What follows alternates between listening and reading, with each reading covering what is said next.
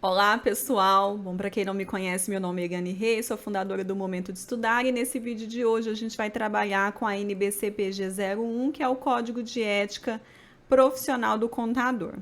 Aí, eu tô gravando esse vídeo no mesmo dia, que eu vou disponibilizar ele, tá? Eu tô gravando algumas horas de antecedência. Então, eu vou tentar aqui gravar de uma forma que a gente não faça cortes, né? Porque aí vai me tomar tempo. E eu vou deixar também na descrição do vídeo os links, né, tanto para vocês se matricularem no Momento de Estudar para o CRC, que é o nosso preparatório para o exame de suficiência. Hoje é o último dia em que eu recebo alunos que vão fazer a prova no dia 7 de maio, tá? A partir de amanhã, as matrículas vão estar abertas apenas para os alunos que vão se preparar para o segundo semestre de 2023. Também não sei qual momento você vai ver esse vídeo, né? Mas de qualquer forma, todos os meus links estão sempre na descrição do vídeo. Vou tentar deixar também, não sei se de imediato, tá? Se você assistiu o vídeo e ainda não estiver nos primeiros dias aqui, né? Nas primeiras horas que eu postar para vocês, se ainda não estiver com o link, voltem depois para baixar. Então, eu vou deixar um arquivo com um código de ética para vocês baixarem, aí vocês vão conseguir então acompanhar, fazer anotações, né, aí no material de vocês para estudo. Então eu sempre brinco, né, que vocês pegarem esse código de ética com esse vídeo e distribuírem, compartilharem com a maior quantidade de pessoas possíveis, com os amigos da faculdade, amigos do seu escritório. Pode imprimir o código de ética, colocar um na mesa de cada um no escritório para orientar para assistir os vídeos. E na verdade tem uma galera que já faz isso, tá? Eu já sei de vocês, eu recebo esses relatos aí, que muitos de vocês usam os meus vídeos aqui para estudo. Bom, aí eu vou deixar então esse código de ética, um arquivo em PDF completamente gratuito para vocês baixarem. E aí vocês vão se orientando aqui para poder acompanhar. Nesse vídeo, o meu objetivo é que a gente passe por todo o código de ética, então não vou levantar só alguns pontos, os principais pontos, não. Eu vou passar por todo o código para que a gente faça um estudo bem completo. Se você tiver qualquer dúvida, você pode deixar sua mensagem aqui nos comentários do vídeo. Não se esqueça de curtir o vídeo, se inscrever no canal, ativar as notificações e, claro, né, me ajudar aí na divulgação do canal para que ele cresça e esse conteúdo seja útil para a maior quantidade de pessoas possíveis. Tá bom, pessoal? Então vamos lá. Lembrando que o site é o momentodeestudar.com.br e tudo que eu publico aqui também está lá disponível para vocês, tá bom? Bom, vamos ao nosso código de ética. Bom, vamos lá então, pessoal. O nosso código de ética, então, é a NBC-PG 01. Então é uma norma, né? Então ela foi alterada. A gente tinha um código de ética, a gente sempre teve um código de ética, mas ela foi alterada para a NBC-PG 01 com algumas pequenas alterações no texto. Essa alteração ela entrou em vigência em 2019, tá? Então quem já era aluno dessa época deve se lembrar das aulas que a gente fez, a gente atualizou todos os pontos e tal.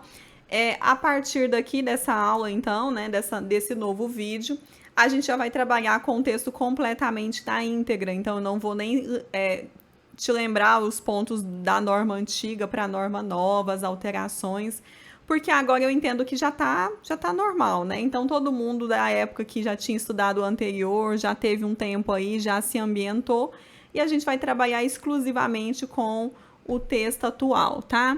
Bom, então a gente tem a NBC-PG 01, que é o nosso Código de Ética Profissional do Contador. Ele diz aí que essa norma tem por objetivo fixar a conduta do contador, quando no exercício de suas atividades e nos assuntos relacionados à profissão e à classe. A gente vai ver que ele trata que quando ele diz aqui o termo contador, ele não está especificando só o bacharel em ciências contábeis, tá? Ele está também especificando tanto os técnicos em contabilidade quanto os profissionais da área contábil. A conduta ética do contador deve seguir os preceitos estabelecidos nessa norma, nas demais normas brasileiras de contabilidade e na legislação vigente. Esse código de ética profissional do contador se aplica também ao técnico em contabilidade no exercício de suas prerrogativas profissionais. Então, a gente sabe que a gente tem técnicos em contabilidade, eles são profissionais registrados, aqueles que entraram com o registro até 2015. Então, a partir de 2015, não lembro especificamente do mês, tá? Mas a partir de 2015 a gente não teve mais, então, provas para o exame de suficiência para o técnico em contabilidade, e esses profissionais, eles não têm mais o direito de solicitar o registro junto ao conselho. Então, desde 2015, a gente só tem registro para os bacharéis em ciências contábeis, e é claro que aqueles profissionais, né, que já tinham registro, eles continuam tendo registro, eles continuam pagando anuidade normalmente e exercendo a sua profissão. Vamos falar então sobre os deveres, vedações e permissibilidades. Eu acho muito importante a gente trabalhar com o código de ética para a gente saber exatamente quais são os nossos deveres, mas também os nossos direitos. Então, existem várias, aqui a gente vai ver os deveres agora do contador, mas a gente tem também as nossas possibilidades, né, de direitos, e a gente tem também penalidades e tudo mais. Então, é muito importante que você fique muito atento aqui a todos os pontos. E aí, lógico, né, se tiver qualquer dúvida, deixe nos comentários do vídeo. Tanto para quem é aluno quanto para quem está assistindo pelo YouTube. Deixem nos comentários, eu vou tirando sempre as dúvidas de vocês conforme for possível, diante do meu tempo, claro, né? Mas tente ler na íntegra, tá? No arquivo em PDF que eu vou deixar aí para vocês. Faça a leitura do código, faça marcações, analise pontos, pense sobre as coisas que a gente vai ver aqui agora, reflita sobre isso depois, volte sempre que tiver dúvida, sempre que surgir um ponto aí na sua área profissional, volte para poder dar uma pesquisada, fazer uma consulta, porque isso é um grande diferencial para que você haja aí, tenha uma conduta aí ética, né, diante da profissão, e não venha correr riscos de ter algumas penalidades que a gente vai ver aqui, tá?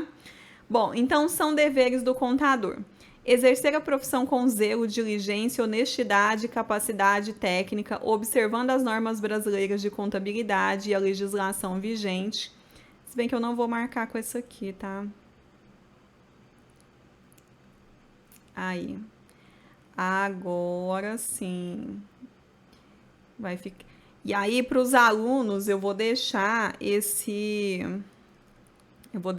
arquivo para os alunos depois lá nos anexos da aula, tá? Os slides com os riscos, porque eu sei que alguns de vocês acabam se interessando.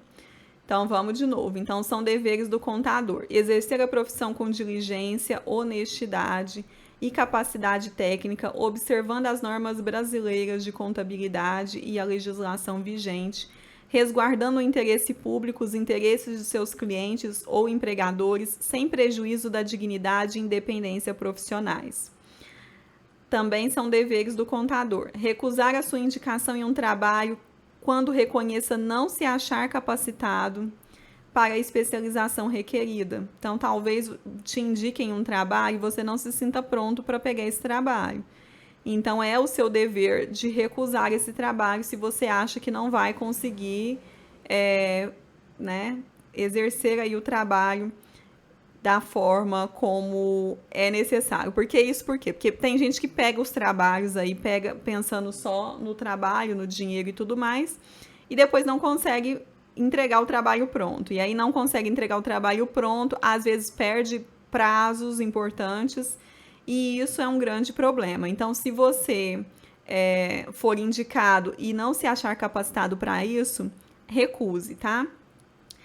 São deveres do contador. Guardar sigilo sobre o que souber em razão do exercício profissional, inclusive no âmbito do serviço público, ressalvados os casos previstos em lei, ou quando solicitado por autoridades competentes, entre estas os conselhos federais e regionais de contabilidade.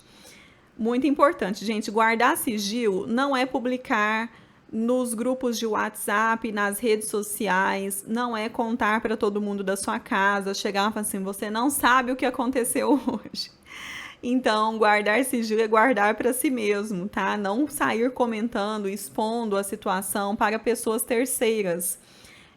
Então, lógico, dentro do escritório, entre aquelas pessoas que estão fazendo o trabalho, você pode comentar alguma coisa, desde que faça parte do trabalho, mas sair contando para todo mundo, sair espalhando essa situação para terceiros, isso não é legal, isso é falta de sigilo. Então, vocês precisam guardar sigilo, e esse é um grande fato que não só está na nossa profissão, mas eu vejo em outras várias profissões, é que o pessoal sai comentando, né? E isso é uma coisa muito ruim, acaba atrapalhando a imagem daquele, né, que é o fofoqueiro da roda. Então todo mundo já sabe que não vai poder contar uma coisa, confiar alguma coisa a ele, porque ele sai espalhando, né? Então isso atrapalha a sua imagem profissional. São deveres também informar a quem de direito obrigatoriamente fatos que conheça e que considere em condições de exercer efeito sobre o objeto de trabalho, respeitando o disposto na alínea deste item, né? Porque aí ele não fala, tá? Porque aí aqui a gente não tem texto, não é que eu não trouxe texto, é porque realmente está só isso lá no texto, lá publicado na norma. Também é dever aplicar as salvaguardas previstas pela profissão, pela legislação, por regulamento ou por organização empregadora toda vez que identificar ou for alertado de existências de ameaças mencionadas nas normas de exercício da profissão contábil, observando o seguinte: tomar medidas razoáveis para evitar ou minimizar o conflito de interesses. E quando não puder eliminar ou minimizar um nível aceitável o conflito de interesses, adotar medidas de modo a não perder a independência profissional. Então, no caso, a independência profissional, mesmo diante do conflito de interesses, a gente tem que manter a independência profissional como prioridade aí nessa relação. Abster-se de expressar argumentos ou dar conhecimento da sua convicção pessoal sobre os direitos ou quaisquer das partes interessadas, ou da justiça da causa ou de quem estiver servindo, mantendo seu trabalho no ambiente técnico e limitando-se ao seu alcance. Abster de expressar argumentos aqui, dar conhecimento da sua convicção pessoal, é quando a gente se intromete onde a gente não foi chamado.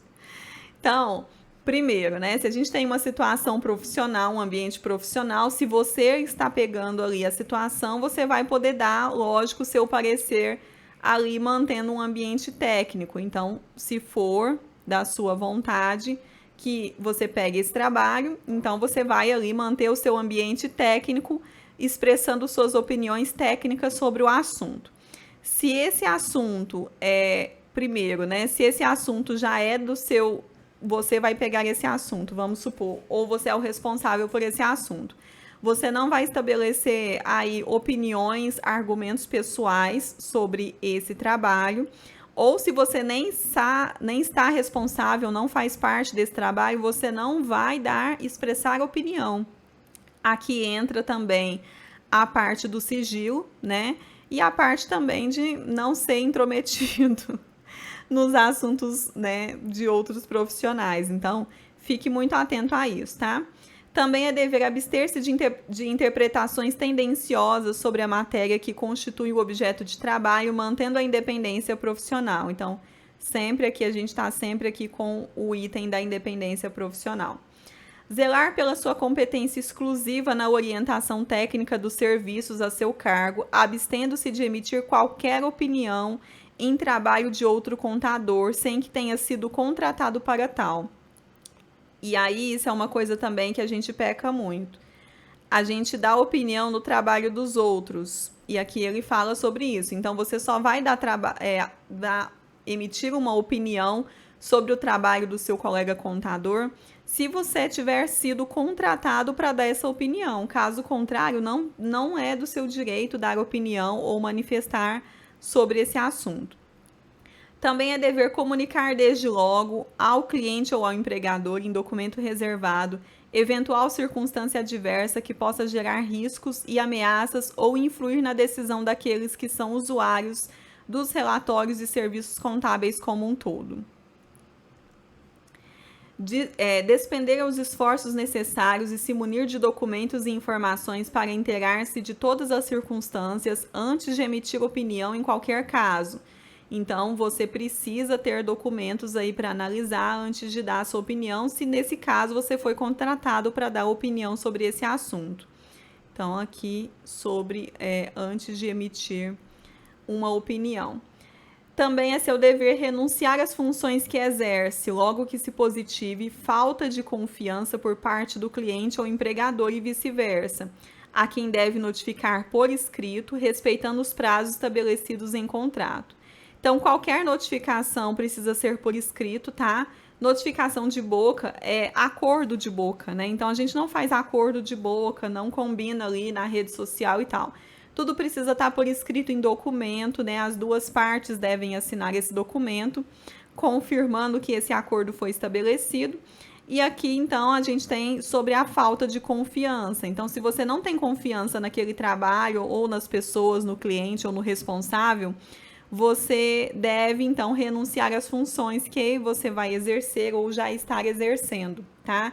Isso por quê? Porque, né? E aí, lógico, se você não confia, você vai renunciar, mas você vai então notificar essa pessoa, esse cliente, essa empresa por escrito. E aí, como ele diz, né, respeitando os prazos estabelecidos em contrato, porque em contrato vocês já estabeleceram um acordo aí de como deveria ser os prazos ou, em caso de renúncia, qual deveria ser o procedimento a se agir. Então, você vai então renunciar por escrito, né, levando em consideração o contrato que foi firmado. E aqui é chá, tá, gente? Chamate. Não achem que eu estou... Não imaginem coisas. Porque vocês já comentaram coisas aqui. Assim, o que ela tá bebendo? Né? Não, gente, é chá. Se eu não tô bebendo água, eu tô bebendo guaraná. Porque eu não bebo coca mais, né? Nos primeiros vídeos vocês vão ver que eu bebia coca.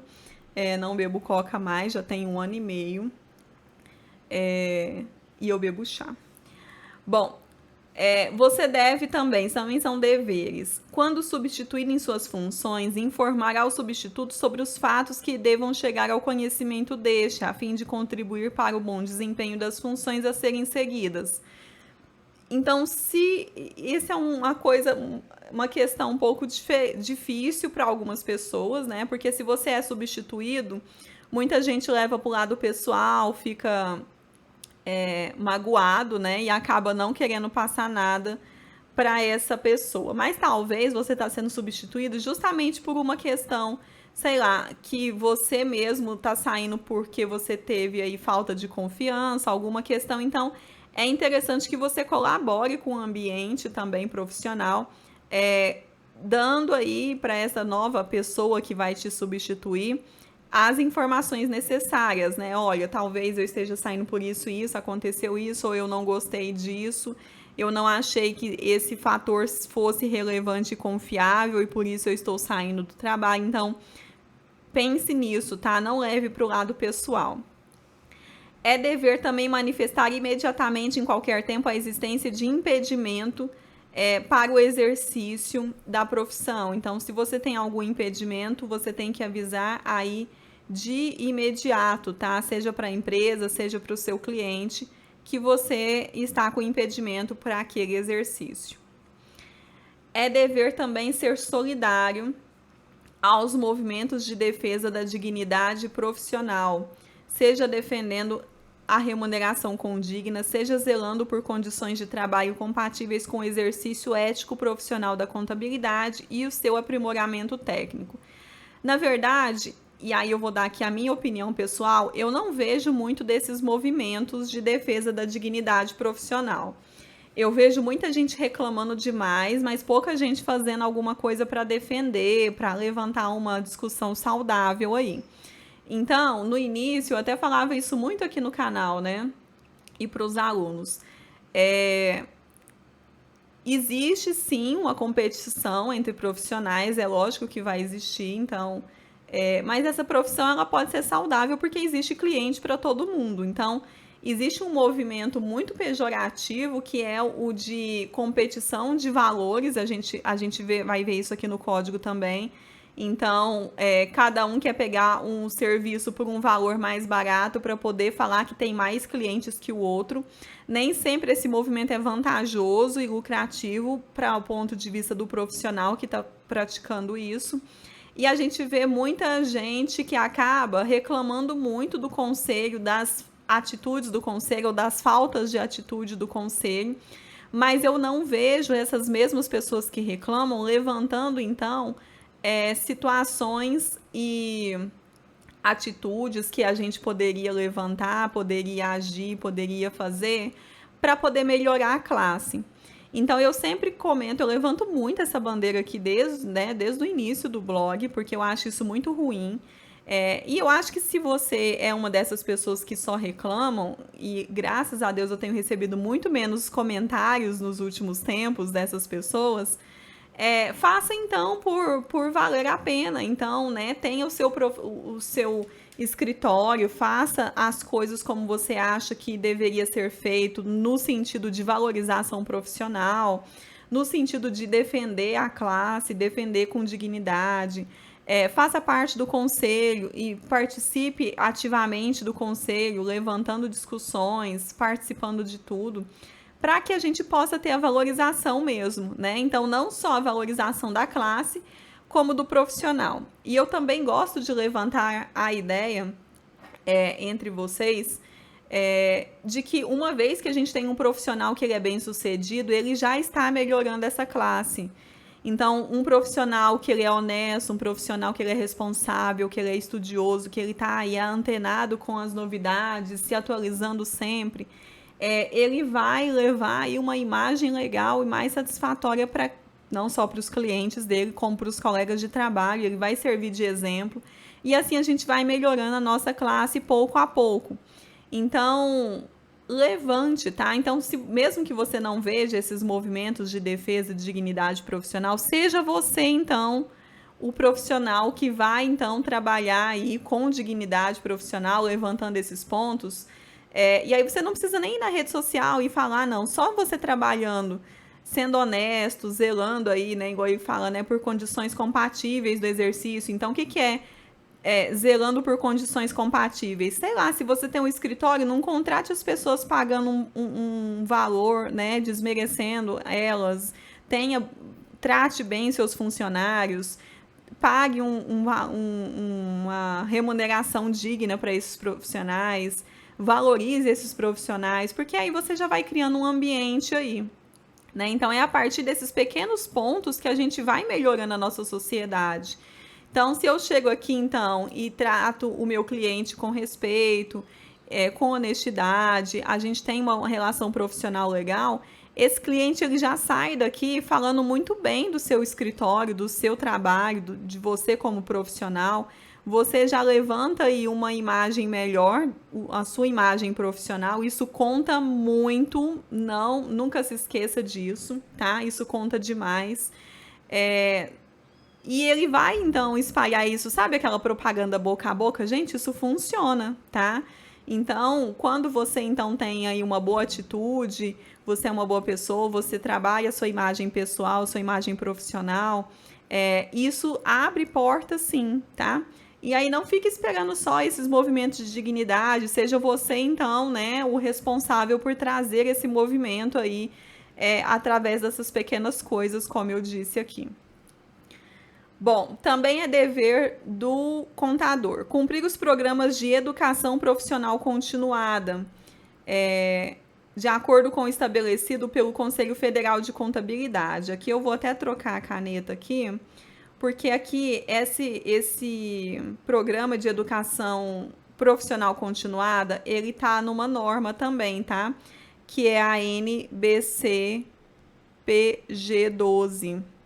Que a gente vai ver dentro do momento de estudar, a gente vai trabalhar com ela também dentro da disciplina de ética ou no módulo de legislações lá na comunidade MDE. Então, o programa de educação continuada, ele existe, então ele trabalha, vou generalizar muito aqui, tá? Porque a gente vai ver isso como uma aula completa depois. Então, quando você se torna um profissional registrado, você está atuante aí, trabalhando, né, com o seu registro, você é obrigado a cumprir e continuar estudando, né? Então, é o que eu sempre falo, não é tirar o registro, então, ser aprovado no exame de suficiência, acabou, não preciso fazer mais nada. Não, o estudo continua, as coisas vão se alterando o tempo todo, e o conselho ele estimula que esses profissionais continuem, o que o próprio nome diz, com uma educação continuada, que eles continuem aí se atualizando, especializando, estudando, participando, sendo atuantes, né? De alguma forma. Então, a gente tem na NBCPG 12 uma série de atividades e coisas que vão contar como pontos, e esses profissionais registrados, eles têm que apresentar uma pontuação mínima que ele precisa atingir durante o ano para que ele continue sendo um profissional ali registrado, tá? Então, existe tudo isso, não é só ter o registro e falar que não preciso fazer mais nada, né? Eu já tive alunos que falaram isso. Em algum momento eu atraí esses alunos, né? Graças a Deus, esses últimos anos, eu não estou tendo mais esse tipo de cliente, vamos assim dizer. Hoje em dia o pessoal está sabendo que vão precisar continuar trabalhando, estudando, e buscando melhorias aí. Então, a NBCPG 12, ela trata especificamente sobre isso, tá? Também é dever comunicar imediatamente ao CRC a mudança do seu domicílio ou endereço, inclusive eletrônico, no caso, seu e-mail, né? E da organização contábil de sua responsabilidade, bem como informar a ocorrência de outros fatos necessários ao controle e fiscalização profissional. Então, você tem que comunicar a mudança de domicílio ou endereço da sua casa, por exemplo, se você é um profissional. Se você é escritório também, né? Você precisa comunicar a sua mudança de endereço eletrônico. O que é isso? É o seu e-mail. Então, eles precisam saber como te localizar. Então, você precisa, quando você fizer a troca de e-mail, troca de endereço, mudar para outro lugar, você precisa se comunicar. Outra coisa a gente tem também sobre as pessoas que tiram registro em uma localidade, em um estado, e vão trabalhar em outra localidade, outro estado. Então, se o trabalho for superior a 90 dias, você também tem que avisar o conselho, tá? O conselho de onde você tem o registro. E você pode exercer ali até 90 dias. Acima de 90 dias, ele está entendendo, então, que você precisa, então, comunicar também e fazer a mudança de registro de conselho, levando o seu registro para o outro estado onde você vai exercer as suas atividades. Então, você tem que comunicar isso de imediato. Deixa eu ver se eu lembro de algum outro fato aqui.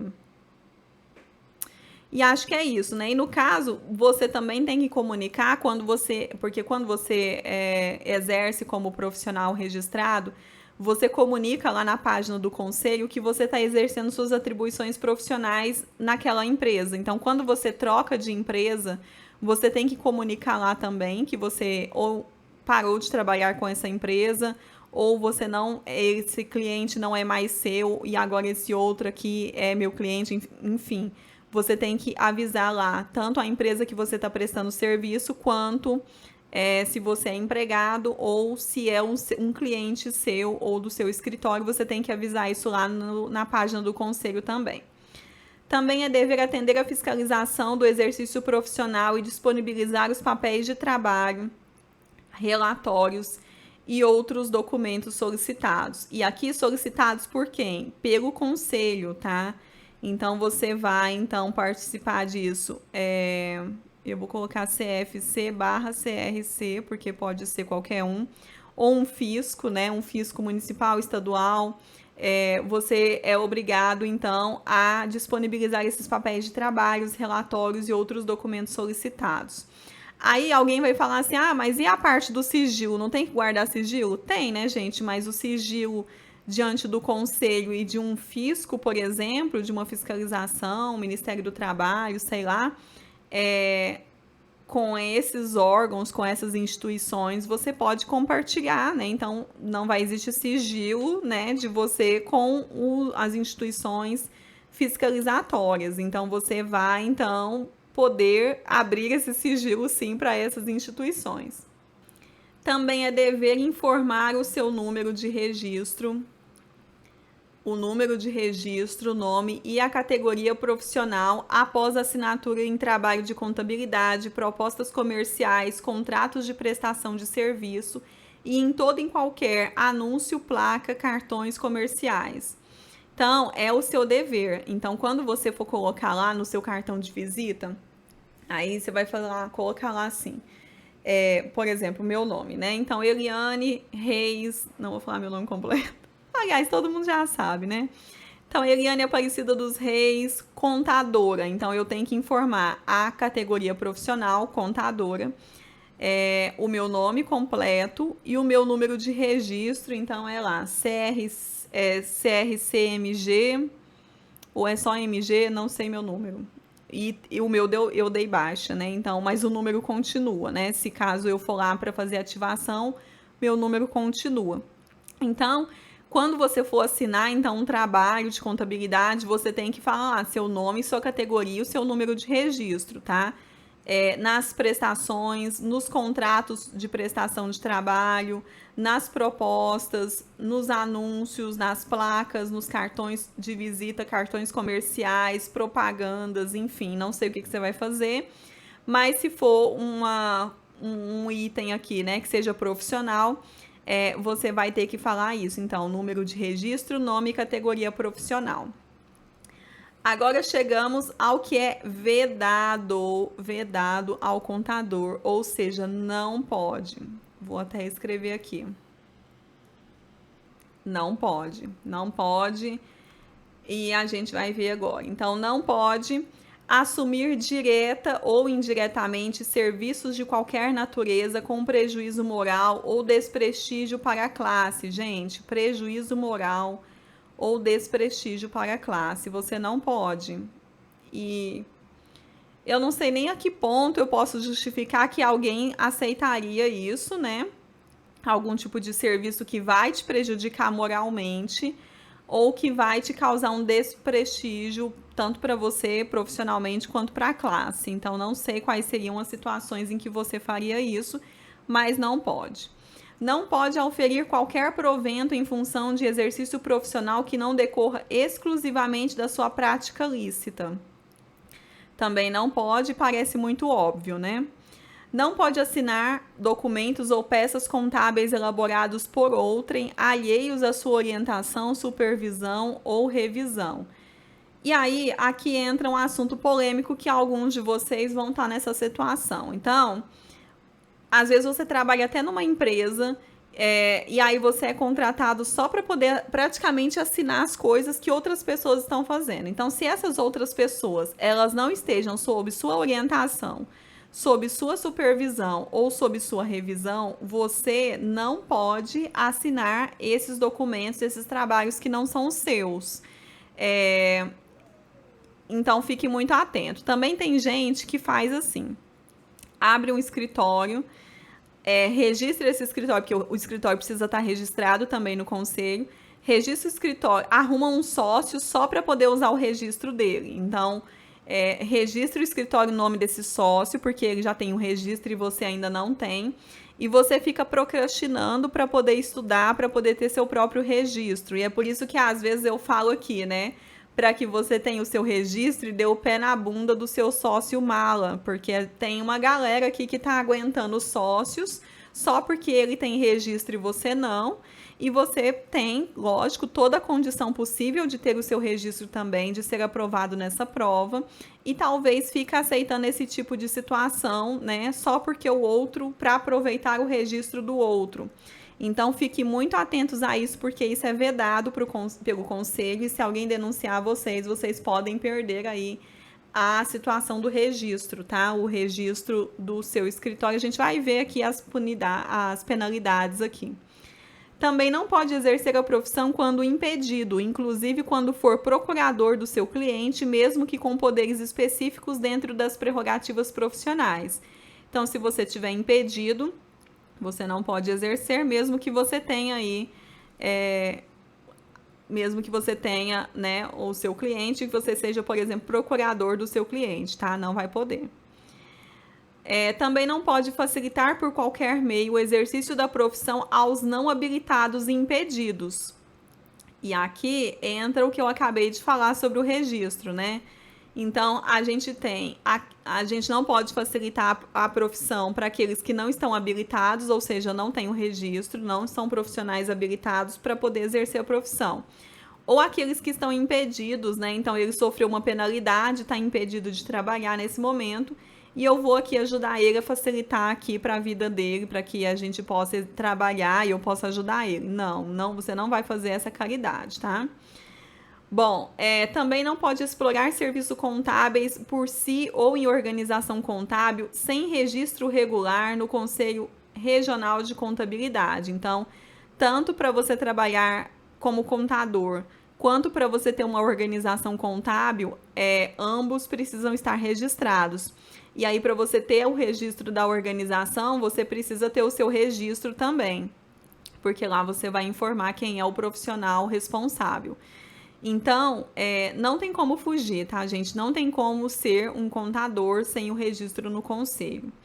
Você também não pode concorrer no exercício da profissão para a realização de ato contrário à legislação ou destinado a fraudá-la, quando da execução dos serviços para os quais foi expressamente contratado. Também parece muito óbvio, né, que você não pode ser contrário à legislação ou fraudar a legislação. É muito óbvio. Você não pode solicitar ou receber de cliente ou empregador qualquer vantagem para aplicação ilícita. Também muito óbvio. Você não pode prejudicar culposa ou dolosamente o interesse confiado à sua responsabilidade profissional. Também muito óbvio. Você não pode recusar-se a prestar contas de quantias que lhe foram comprovadamente confiadas. Esse eu vou marcar porque esse aqui merece uma marcação especial. Eu devia até colocar outra cor para essa marcação. O que é isso? Hoje em dia, em algumas cidades ainda existe, cidades menores e outros, né, vários profissionais acabam fazendo isso. Então, o que é isso?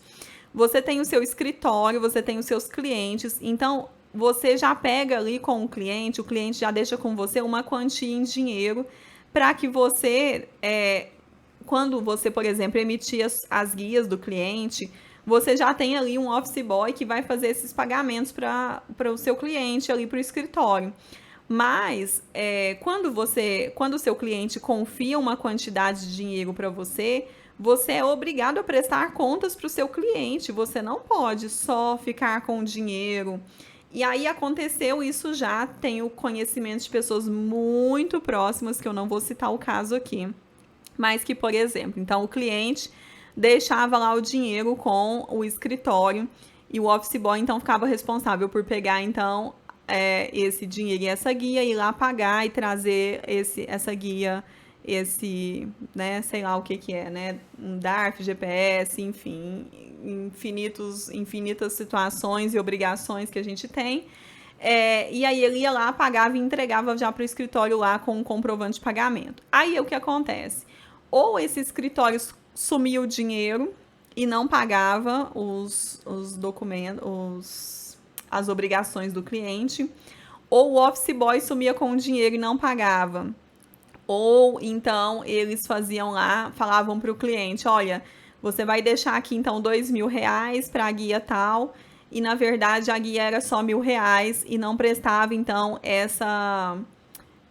não fazia essa prestação de contas com o cliente ficava ali iludido, né? Ou que a situação estava completamente legal, porque ele confiava naquelas pessoas, ou que realmente a situação estava paga, ou que realmente o valor era um valor específico. Então, nada disso. Então, esses são conhecimentos que eu tenho, tá? De pessoas muito próximas. Então, isso é ilegal, tá? Então, se acontece com você, você pode denunciar esses seus... Porque várias pessoas estão me assistindo aqui, né? Então, você pode, então, denunciar esse seu profissional ou escritório. Você pode denunciar no Conselho Regional de Contabilidade que for aí da sua cidade ou da sua região.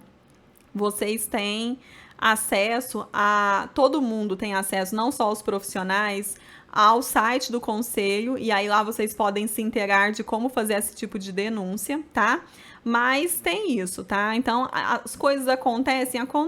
Por mais que a gente ache que é um absurdo colocar isso aqui no código de ética, até mesmo essas coisas que são muito, por exemplo, muito óbvias, né? Como eu disse, Mas se está aqui no código de ética é porque realmente o conselho tem alguma história de algo que aconteceu, ele precisou fazer uma escolha, tomar uma medida, e ele achou que seria, então, relevante colocar aqui, por mais óbvio que pareça, tá? Então é isso. Também não pode apropriar-se indevidamente de valores, bens ou qualquer tipo de crédito confiado à sua guarda, que venha complementar o item anterior, né? Você não pode também reter abusivamente livros, papéis ou documentos, inclusive arquivos eletrônicos, comprovadamente confiados à sua guarda, inclusive com a finalidade de forçar o contratante a cumprir as suas obrigações contratuais com o profissional de contabilidade ou pelo não atendimento de notificação do contratante. Gente, isso também já aconteceu, eu tenho histórias, tenho várias histórias, né? Só que eu não posso citar os envolvidos. Queria colocar fotos aqui, prints e tudo mais, sabe? Bom, mas você não pode, você como contador ou como profissional contábil, você não pode reter abusivamente livros, papéis ou documentos, inclusive arquivos eletrônicos. Então, a gente tem uma situação, por exemplo, o cliente, ele resolveu que ele não quer mais trabalhar com você e ele quer mudar de escritório. Você não pode reter os documentos dele, tá? Inclusive arquivos eletrônicos. Você tem que deixar ele ir, entregar toda a documentação para ele. E caso isso aconteça, né, e quem estiver assistindo aqui seja o cliente, por exemplo, você pode também denunciar ao Conselho Regional de Contabilidade, tá? Então, fique atento a isso. Você também não pode orientar o cliente ou o empregador contra as normas brasileiras de contabilidade e contra as disposições expressas em lei. Você não pode exercer atividade ou ligar o seu nome a empreendimentos com finalidades ilícitas, também parece muito óbvio, né? Você não pode emitir referência que identifique o cliente ou o empregador em quebra de sigilo profissional em publicações que haja menção a trabalho que tenha realizado ou orientado, salvo, tá? Quando autorizado por eles. O que é isso? Isso, inclusive, não só tá na forma física, como eletrônica, como digital nas redes sociais. Então, eu, enquanto contadora, eu não posso vir aqui na internet e falar que o fulano Joãozinho é o meu cliente, ou foi o meu empregador, ou eu tive o funcionário que foi o ciclano, né? Então, ele fala aqui, não pode identificar o cliente ou o empregador. Isso por quê? Porque às vezes você fala lá, olha, meu cliente foi... Eu ia falar as lojas americanas, mas nesse momento a situação das lojas americanas está bem ruim, então eu acho pouco provável que alguém queira falar que o cliente era as lojas americanas, né? Mas é um exemplo que eu sempre cito. Eu cito sempre as lojas americanas, as Casas Bahias, porque são empresas que... O Magazine Luiza, né? Eu falo a Dona Luiza... porque são empresas que estão em evidência e estão na grande maioria das cidades aí pelo Brasil, então provavelmente tem na sua cidade também.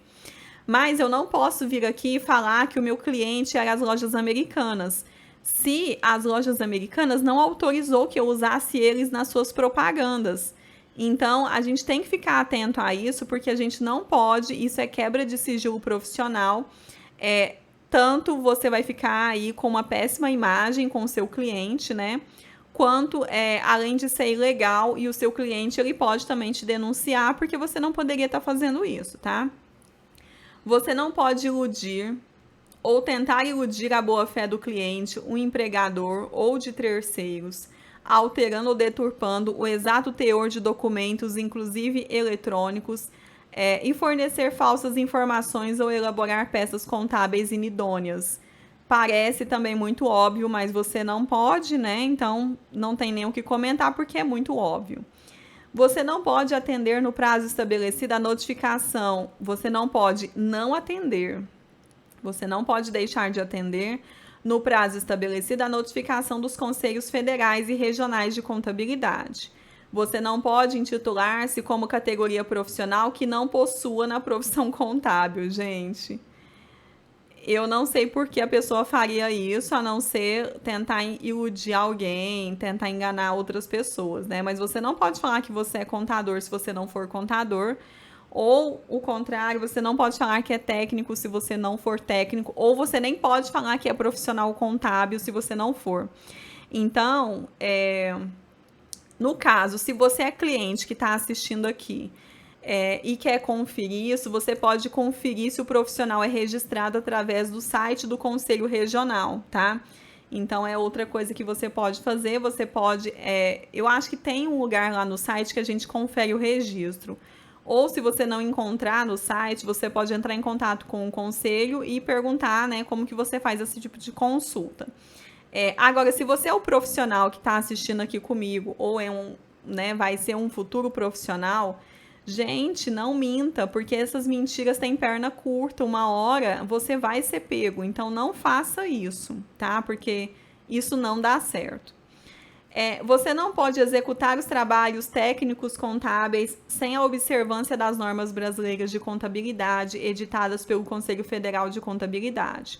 Você não pode renunciar à liberdade profissional, devendo evitar quaisquer restrições ou imposições que possam prejudicar a eficácia e a correção do seu trabalho.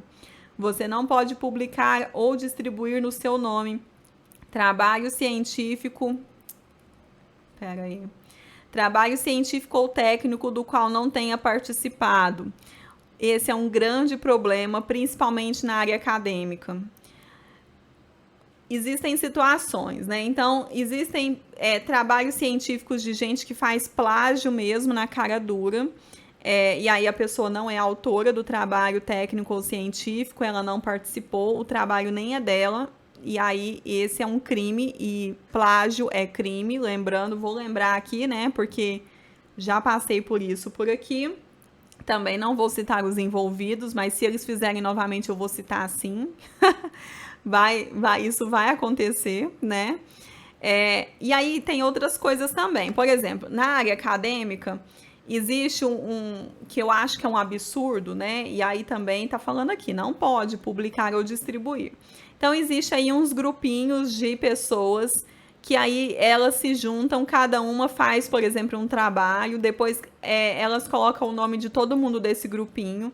Esse grupinho, ele não se reuniu para fazer esse trabalho científico, ele não é o trabalho técnico, ele não é o responsável, ele não é o autor, mas eles fazem esse grupinho para que eles tenham mais publicações. Gente, isso existe, tá? E aí eu tô no mundo acadêmico, né? Nesse momento que eu tô gravando o vídeo. Então eu sei de muita coisa. É uma vergonha, eu não sei como essas pessoas têm coragem de fazer isso. E se você estiver assistindo, essa é a minha opinião, né? Sempre foi minha opinião. Inclusive, já recusei de participar desses grupinhos, porque eu acho que é um absurdo. Se você não estudou para essa área, se você não tem conhecimentos específicos para poder, que eu acho que também é um absurdo, pensar que a pessoa não tenha. Peraí, deixa eu tirar a coisa do sol, peraí, gente. Tá batendo sol aqui, se eu deixar meu iPad lá no sol, depois esses dias ele ficou e ele tava, até demorou, deu superaquecimento e aí ele não tava, eu até achei que ele tinha estragado. Mas enfim, primeiro que eu já acho assim, na área acadêmica, todo mundo ali tem condições de fazer bons trabalhos científicos, porque tá todo mundo estudando, todo mundo conseguiu chegar ali, né? Então, você não precisaria mentir, fazer esses grupinhos e mentir que você participou de todos esses trabalhos, se você fez esse um trabalho, né? Então, já começa por aí. Aí o código de ética ele vem a falar isso, então que publicar ou distribuir no seu nome né? Você não deve, é errado. Mas aí a gente leva a outra questão, né? Nem tudo que reluz é ouro. Então, a gente tem vários currículos aí que são pessoas que têm currículos excepcionais, com alta taxa de publicação e tal, mas isso não condiz com a realidade, isso nem sempre é verdade. Enfim, tá? E existem aí os casos de plágio, então fiquem atentos, porque plágio é crime, tá? Então, sempre que você vê aí um currículo de uma pessoa, fica com o pé atrás, porque nem tudo que está na internet realmente é verdadeiro. Esses currículos nem sempre também são verdadeiros. Já peguei pessoas aqui também que nem tinham estudado, onde falavam que estavam estudando. Enfim, tá? Então, fiquem muito atentos a isso. Também não deve revelar negociação confidenciada pelo cliente ou empregador para acordo ou transação que comprovadamente tenha tido conhecimento, ressalvados os casos previstos em lei ou quando solicitado por autoridades competentes, entre estas os conselhos federais e regionais de contabilidade. Aqui entra a situação, mais uma vez, do sigilo profissional, né? Então, se você está participando de uma negociação ali com o cliente, ou sabe que o cliente ou o empregador está fazendo aí um acordo, você está sabendo de alguma coisa que está rolando no mercado, você não pode sair espalhando. Aqui entra a parte do sigilo. Então, eu acho que isso aqui é praticamente a mesma coisa do sigilo lá, né? A não ser que você for chamado pelo Conselho Federal ou Regional para prestar esclarecimento aí sobre essa situação. Caso contrário, não conte para ninguém, nem para sua esposa, seu esposo, seu namorado, sua namorada, sua mãe, seu pai, tá? Nada. Isso é falta de sigilo. Você também não pode exercer a profissão contábil com negligência, imperícia, imprudência, tendo violado direitos ou causado prejuízos a outrem. Também parece muito óbvio. E aí, o que o contador pode? O contador pode algumas coisas. Então, ele pode publicar trabalho científico ou técnico assinado sob sua responsabilidade, se for da sua responsabilidade. Caso contrário, a gente volta àquele item lá que não pode publicar trabalhos científicos ou técnicos se não for seu, se não for da sua responsabilidade. Você pode transferir transferir o contrato de serviço a seu cargo a outro profissional. E aí você tem que ter a anuência do cliente sempre por escrito, tá? Tudo tem que ser por escrito, mas a anuência precisa existir. O que é a anuência? Então, você pegou um serviço ali, vamos supor que no seu escritório tenha vários profissionais que são responsáveis por trabalhos. Talvez você já tenha trabalho demais, pegou mais uma empresa e você só quer passar essa empresa para o contador ali, mesmo dentro do seu escritório mesmo. Mesmo assim, você precisa ter autorização do seu cliente precisa ser consultado sobre isso. Mas talvez quem assinou o contrato seja o escritório, então você não especificou quem é o profissional que vai então fazer esse trabalho com essa empresa. Então aí tudo bem. Mas se lá está especificado, olha, a contadora Eliane vai fazer esse trabalho para você. Se eu quiser passar para a contadora Maria, então eu tenho que ir lá e falar com o cliente, olha, a gente vai passar tudo. Se ele concordar, a gente vai fazer um termo por escrito, ele vai assinar autorizando essa transferência, tá? Como você pode também transferir para um outro profissional que não esteja ali no seu escritório. Então, aqui no meu escritório, eu peguei um contrato, mas eu não posso trabalhar e exercer essa profissão não, eu não posso executar esse serviço por algum motivo, e eu vou passar para o escritório lá do outro lado da rua, tá? Vamos assim supor, tudo muito... Gente, tudo aqui é exemplo, né? Eu não posso citar situações, eu não posso citar nomes, então vai ficar assim, tá? É tudo por exemplo. Então, eu posso, então, transferir essa empresa, esse trabalho para o escritório do outro lado da rua, porque talvez eles tenham mais tempo, eles estejam mais preparados. Mas tudo isso, mesmo que eu ache que seja melhor para o cliente, eu preciso comunicar ao cliente, o cliente precisa dar anuência, ele precisa concordar e tudo isso precisa ser por escrito, tá? Eu posso também transferir parcialmente a execução dos trabalhos do cargo a outro profissional, mantendo sempre como sua responsabilidade técnica. Então, se eu for fazer a transferência, aqui é a transferência total, tá? Deixa eu colocar aqui. Aqui é uma transferência total. Aqui é uma transferência parcial. Então, se eu vou transferir parcialmente, a responsabilidade técnica ela vai continuar sendo minha. Se eu vou transferir total, aí eu vou transferir tudo, a responsabilidade vai ser do outro lá. Mas se eu for transferir só uma parte daquele trabalho, só alguma coisinha, parcialmente, a responsabilidade técnica ela continua sendo minha. O contador também pode indicar em qualquer modalidade ou veículo de comunicação, títulos, especializações, serviços oferecidos, trabalhos realizados e a relação de clientes quando autorizado por estes. Então, eu posso fazer a publicação, sei lá, nas redes sociais, dos meus títulos, das minhas especializações, dos meus serviços oferecidos, dos trabalhos realizados, da minha relação de clientes. Mas a relação de clientes, os clientes precisam me autorizar a fazer essa publicação. Caso contrário, eu não posso, tá? Sobre o valor e a publicidade dos serviços de contabilidade. Eis aqui um grande gargalo, um grande problema, uma grande dor do nosso público. Do nosso público não, né? De vocês, no caso, né? Do meu público, né? Que são os valores e a publicidade. Então, o contador ele deve estabelecer por escrito o valor dos serviços em suas propostas de prestação de serviço profissional, considerando os seguintes elementos.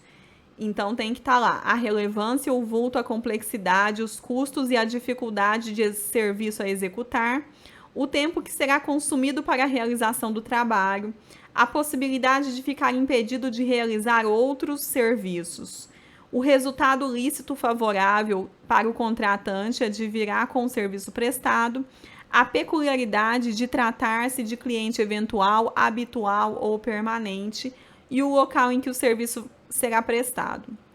Tudo isso vai envolver uma situação que vai interferir no valor do serviço, né? Porque, por exemplo, é diferente eu pegar um serviço aqui de um cliente que ele é um cliente eventual ou um cliente habitual ou um cliente permanente, é diferente. É diferente também de eu pegar um serviço que vai me consumir aí 1 hora do meu dia, de um cliente, de um trabalho que vai consumir a minha semana inteira. Também é diferente do local que vai ser executado. Então, onde eu vou executar esse serviço? Vai ser no meu próprio escritório? Eu vou ter que deslocar lá para a empresa do cliente. Eu vou ter quantos funcionários para poder fazer esse serviço? Então, eu vou conseguir fazer esse serviço com um funcionário, ou eu mesmo vou fazer, ou eu vou precisar ter 10 funcionários, vamos assim supor, para fazer esse serviço.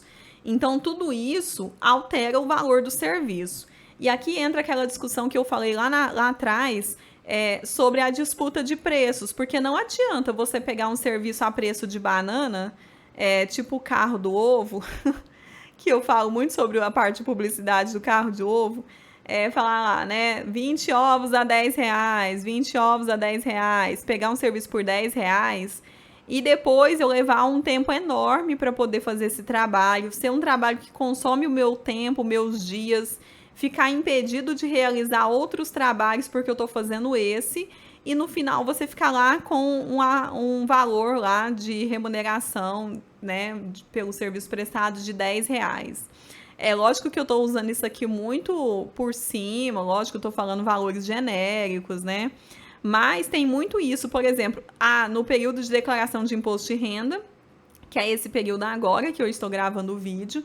Então, a galera pega declarações de imposto de renda a preço de banana e, às vezes, é uma pessoa que tem vários bens e ela vai te pagar em um preço de banana e você vai ficar lá informando bens por um monte de tempo, gastando tempo que você poderia estar fazendo uma outra declaração. E as competições de escritório, né? Então, fica lá cada escritório tentando oferecer um valor mais barato do que o outro só para falar que tem mais clientes, mas no final do mês isso não é lucrativo para o escritório. E é por isso que essa prática tende sempre a cair por terra, né? Então ela cai em desuso porque no final das contas eles veem, né, os profissionais que fazem isso, e se você for um deles, você vai repensar isso. Eles veem que o lucro em final de um período, no final do mês, vamos assim supor, fica muito a desejar com todos os gastos, né, com todos os custos que ele tem ali para manter um espaço, para ter os funcionários, para arcar com a situação fiscal, enfim, né? Então, fiquem muito atentos a isso, tá? Nas propostas para a prestação de serviços profissionais, deve constar explicitamente todos os serviços cobrados individualmente, o valor de cada serviço, a periodicidade e a forma de reajuste desse valor aí, desse serviço prestado. Então, isso aí na proposta. Claro, se o cliente aceitar, vocês vão passar todas essas condições, esses termos que foram aqui previamente estabelecidos, vocês vão passar isso para o contrato. Tudo isso, aí aqui, né? Aceitar a proposta apresentada deve ser cobrado por escrito um contrato de prestação de serviços, respeitando o disposto em legislação específica do Conselho Federal de Contabilidade. Então, se essa proposta aqui ela for aceita por ambas as partes, né? Tem que ficar bom para todo mundo. Vocês vão fazer então um contrato aí por escrito, também estabelecendo sobre tudo isso que foi acordado. E aqui, quando ele fala todos os serviços individualmente, é tudo, tá? Então, se você vai fazer folha de pagamento, se você vai fazer a parte de departamento pessoal, ou se vai ser só a folha, ou se vai ser só a parte fiscal, tudo, considerando a quantidade de funcionários que essa empresa possa ter, considerando o vulto, né, como ele fala aqui, considerando o vulto, né, a complexidade desse trabalho que vai ser executado, tudo isso precisa estar aqui, porque o que pode acontecer? Você pode, por exemplo, firmar um acordo com uma empresa, você vai fazer a contabilidade dessa empresa e hoje essa empresa tem, sei lá, 2 funcionários. Daí essa empresa cresce demais e daqui a pouco ela já tem 100 funcionários. Você não vai poder continuar, talvez, né? Talvez, dependendo do acordo que vocês fizeram, você não vai poder cobrar pela folha de pagamento da mesma forma como estava antes, porque talvez não seja lucrativo para você. Você vai ter muito mais tempo, vai gastar muito mais do seu tempo, ao invés de fazer a folha de 2 funcionários e agora fazer de 100 funcionários. Então, vocês precisam também estabelecer a forma de reajuste. Então, estabelecer lá, olha, se você tiver um aumento do seu faturamento de tanto para tanto, se você deixar de ser MEI, se você agora se tornar, sei lá, né, um lucro real presumido, sei lá, se você tinha 2 funcionários e agora você vai ter 100 funcionários, 1.000 funcionários, então precisa ter essa forma de reajuste. E também o reajuste por tempo. Então, olha, a cada ano de contrato a gente vai reajustar tantos por cento, baseado no índice não sei o que lá, tá? Tudo isso tem que estar por escrito. No caso parte do serviço tenha que ser executado pelo próprio tomador de serviço, isso deve ser explicitado na proposta e no contrato. Por quê? Porque de repente eu vou lá, levo meu serviço para o escritório e combino que o Joãozinho vai ser o meu contador. Mas aí, em algum momento, a Mariazinha, que também trabalha lá no escritório, vai agora fazer a minha contabilidade e eu nem estava sabendo disso, mas eu não contratei a Mariazinha, eu não confio na Mariazinha, eu não gosto do trabalho da Mariazinha. Então, isso precisa estar ali, que vai ser o próprio tomador de serviço, isso precisa estar no contrato, que vai ser o próprio tomador de serviço que vai executar o trabalho, tá? A publicidade em qualquer modalidade ou veículo de comunicação dos serviços contábeis deve primar pela sua natureza técnica e científica, sendo vedada a prática de mercantilização. O que é a mercantilização? É o que eu sempre falo, que é o carro do ovo.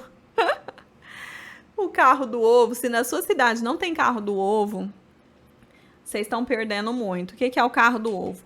É um carro que passa na rua anunciando, igual o carro do gás, né? O botijão de gás.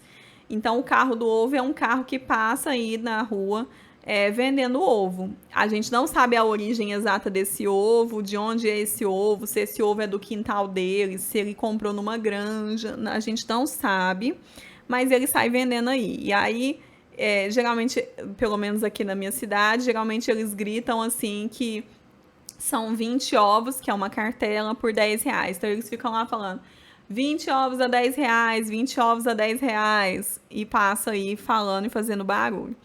Qual é o problema disso? Eu não sei de onde vem esse ovo, né?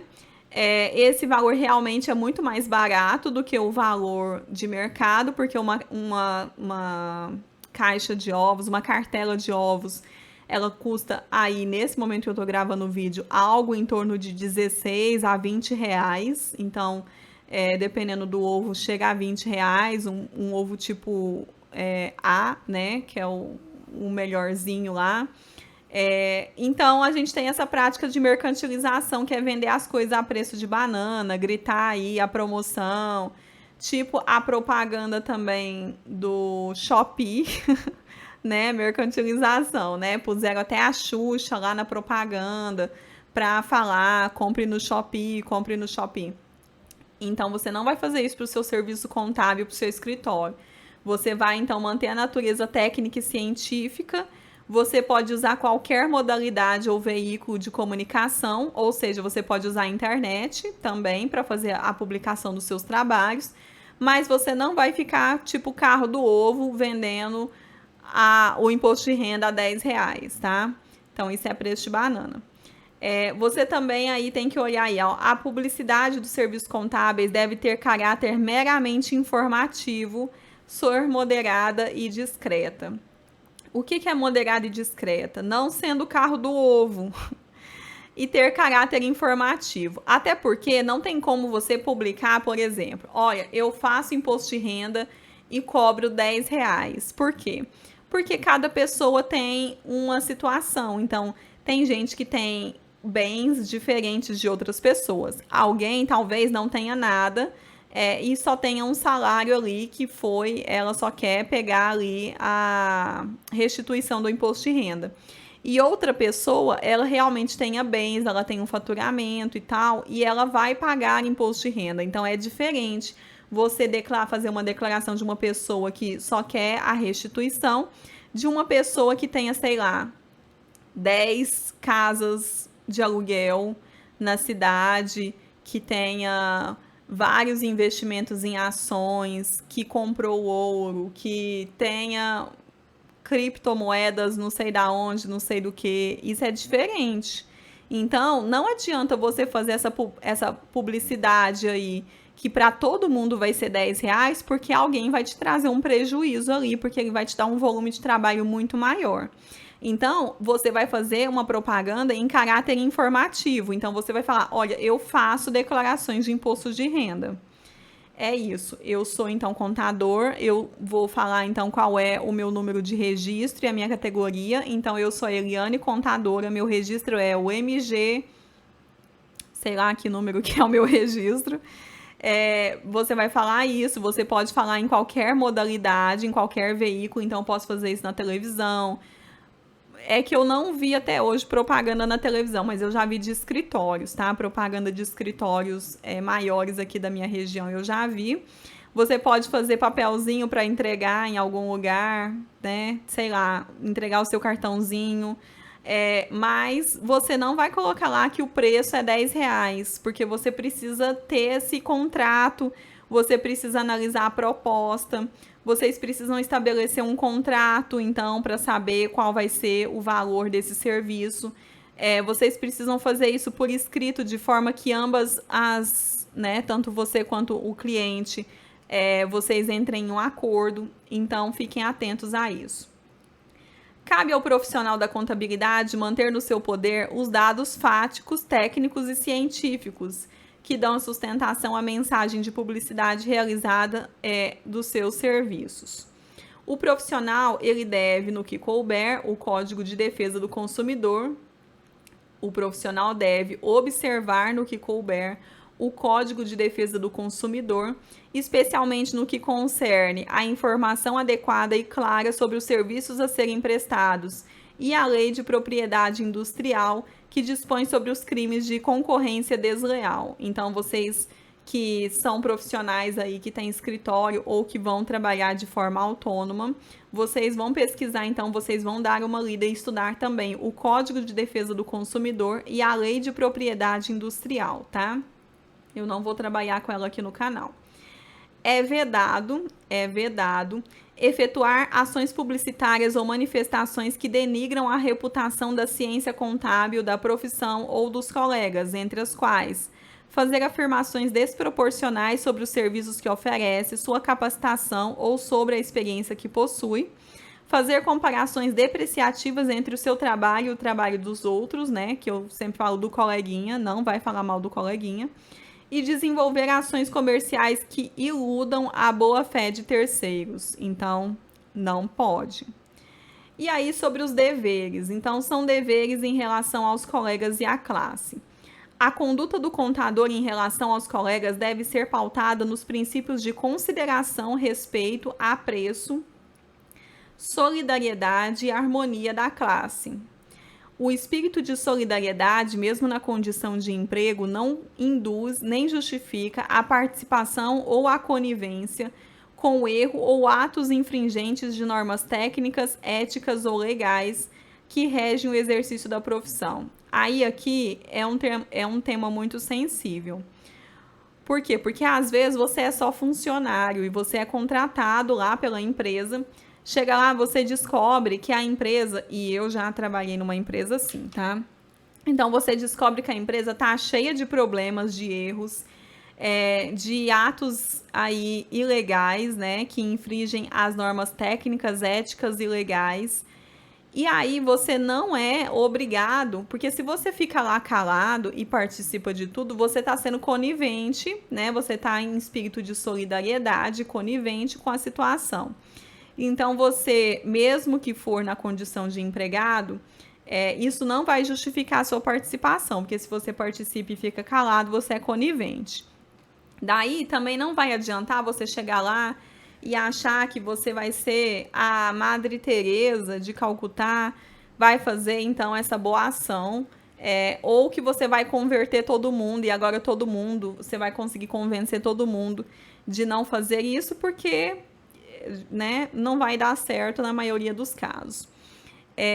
Também eu sei que é muito complicado, talvez, se você está trabalhando, conseguir um outro emprego em algumas condições similares. Então, talvez, e geralmente, né, essas empresas aqui, elas não vão oferecer uma situação ruim porque ela quer as pessoas lá. Então, se ela já sabe que ela está agindo errado, geralmente ela vai oferecer uma situação legal para o funcionário, para manter o funcionário lá, né? Então, eu sei que é uma faca de dois gumes, né? Muitas vezes a pessoa acaba se mantendo nesses lugares para poder manter o vínculo empregatício, porque talvez ela não vê outra escolha. Mas eu queria te encorajar, né? Porque eu também tenho eu tenho também informações sobre isso. Eu queria te encorajar de que você sempre busque um emprego melhor, uma empresa melhor, que você seja bem remunerado. E se você não está satisfeito, então procure outros. Mas assim, enquanto você estiver no seu emprego, você vai procurando outros. Não deixe ele para ficar desempregado, para então ficar pulando de galho em galho, né? Mas não se mantenha numa condição como essa, tá? Porque isso é ruim para você também, porque isso a longo prazo, sei lá qual é a situação, isso pode também trazer prejuízos para você profissionalmente, tá? O contador deve, em relação aos colegas, observar as seguintes normas de conduta: abster-se de fazer referências prejudiciais ou de qualquer modo desabonadoras, abster-se de aceitação do encargo profissional em substituição a colega que dele tenha desistido para preservar a dignidade ou interesse da profissão ou da classe, desde que permaneçam as mesmas condições que ditaram o referido procedimento. O que é isso aqui? É praticamente isso que eu acabei de falar. Então, você está trabalhando no lugar, você encontrou um erro lá, uma coisa ilícita tal, você está saindo e você vai abster de aceitar a substituição do colega, ou então você vai, sei lá, sair de um lugar e ir para o outro, e você vai saber que aquela pessoa que está saindo por uma situação ilegal, ou você é o colega que está saindo e está vendo outra pessoa entrando no seu lugar, e você vai ficar caladinho e não vai falar nada, né? Eu sei que é complicado, sempre vai ter alguém que vai aceitar uma situação como essa, né? Por mais incrível que pareça, mas a nossa sociedade, né? A gente tem condições muito desiguais de vida e alguém vai acabar aceitando. Mas é isso, você precisa ir lá pelo menos alertar a pessoa por que você saiu, se você é a pessoa que está abrindo a vaga, tá? Jamais se apropriar de trabalhos, iniciativas ou de soluções encontradas por colegas que deles não tenha participado ou apresentado como próprios, tá? Não aproprie de trabalho alheio, tá? Se for um trabalho, então, dependendo do trabalho aí, é plágio, né? Mas não faça isso, tá? Isso é muito ruim. Até para você também profissionalmente, porque aí quando a pessoa usou, os seus clientes descobrem que o trabalho não era seu, ou seus. E aí, quando eu falo clientes, pode ser no mais diverso sentido, tá? Os clientes, seus seguidores, seus familiares, seus amigos, seus colegas. Quando essas pessoas descobrem, a sua moral fica muito baixa, né? E aí você acaba perdendo a credibilidade do mercado. Enfim, evite isso. Evitar desentendimentos com o colega que substituir ou com o seu substituto no exercício profissional. E aqui isso existe muito, né? O contador deve, em relação à classe, observar as seguintes normas de conduta: prestar sua cooperação moral, intelectual e material, salvo circunstâncias especiais que justifiquem a sua recusa. Zelar pelo cumprimento dessa norma, pelo prestígio da classe, pela dignidade profissional e pelo aperfeiçoamento de suas instituições. Aceitar o desempenho do cargo de dirigente de entidades de classe, admitindo-se a justa recusa. Acatar as decisões aprovadas pela classe contábil. Não formular juízos depreciativos sobre a classe contábil. Informar aos órgãos competentes sobre irregularidades comprovadamente ocorridas na administração da entidade da classe contábil. Então, se você trabalha no escritório e está vendo que está ocorrendo irregularidades, você, como empregado, como sócio, como cliente, você pode denunciar, tá? Jamais se utilizar da posição ocupada em entidades de classe para o benefício próprio ou para o proveito pessoal. Polêmico, prefiro não comentar. Mas tem sempre, assim, é complicado porque, por mais que a pessoa, por exemplo, ela vai ocupar uma posição na entidade de classe aí, por mais que ela não use de benefícios próprios ou um proveito pessoal, ela vai ter pelo menos a imagem dela, um benefício na imagem dela, né? Porque ela vai dizer, olha, eu exerço a atribuição lá tal, né? Mas é lógico que isso é diferente dela, por exemplo, sei lá, utilizar o carro da entidade de classe para viajar, uma viagem de final de semana para tirar férias, sei lá onde. Então, essas coisas, elas são complicadas, mas pelo menos o benefício pessoal, profissional que ela vai ter de dizer que ela exerceu o cargo, esse benefício ele existe. É inegável a gente falar isso, né? Então, é complicado. E aí, a gente tem aí a parte das penalidades. Então, quais são as penalidades? A transgressão de preceito dessa norma constitui infração ética sancionada segundo gravidade, com a aplicação de uma das seguintes penalidades: advertência reservada, censura reservada e censura pública. E aí, o que ele está falando? Isso já caiu, por exemplo, no exame de suficiência. A penalidade, ela vai ter uma gravidade, ela vai ser sancionada conforme a gravidade da situação. Então, a gente não vai ter um padrão, a gente vai ter alguns padrões que vão se encaixar dependendo da situação, mas cada penalidade vai ser aplicada de acordo com a gravidade. Na aplicação de sanções éticas, podem ser consideradas atenuantes: ação desenvolvida em defesa da prerrogativa profissional, ausência de punição anterior, de punição ética anterior, prestação de serviço relevante à contabilidade e aplicação de salvaguardas. Essas são situações atenuantes. Na aplicação de sanções éticas, podem ser consideradas como agravantes: ação ou omissão que macule publicamente a imagem do contador, Punição ética anterior transitada em julgado. O que é transitada em julgado? É que já recebeu passou por todas as instâncias na justiça. Então, vamos supor, na justiça acontece isso. Então, o transitado em julgado é a decisão que foi ali firmada depois de passar por todas as instâncias. No Conselho Federal, a gente tem uma comissão de ética também. Então, a punição ética, ela também vai ser transitada em julgado depois que já passou por todas as instâncias do Conselho, tá? E a gente tem também a gravidade da infração. Então, esses são agravantes. O contador pode requerer desagravo público ao Conselho Regional de Contabilidade quando atingido pública e injustamente no exercício de sua profissão. E aí as disposições gerais, as demais normas profissionais complementam essa norma. Na existência de conflito entre essa norma e as demais normas profissionais, prevalecem as disposições dessa norma. Então, o que é isso?